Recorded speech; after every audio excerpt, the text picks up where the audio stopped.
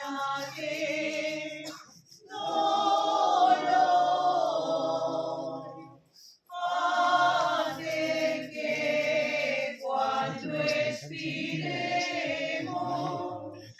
nuestras almas entreguemos en las manos del Señor. A 7 leguas de Belén está la Virgen María, apartada en un calvario, sin consuelo ni alegría. Encuentran a una mujer, le dicen, mujer cristiana, ¿has visto a Jesús amado? Sí, Señora, que lo he visto, que por aquí ha pasado. Una cruz lleva en sus hombros y una cadena arrastrando.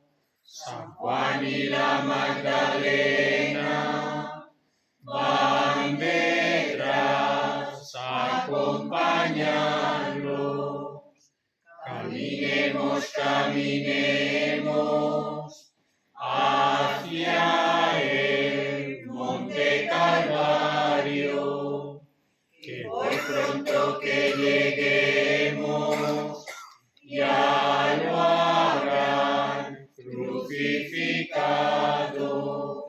Ya le ponen las espinas, ya le clavan los 3 clavos, ya le tiran la lanzada.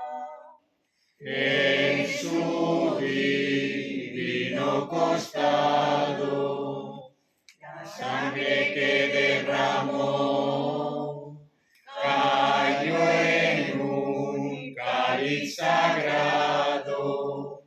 El hombre que la bebió sería un buen cristiano.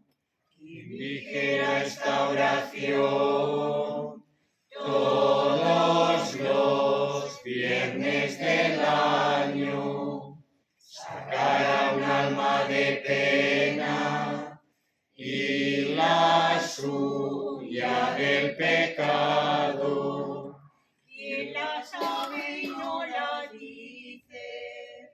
¿Quién la oye y no la aprende? Vendrá el día del juicio y verá lo que se pierde.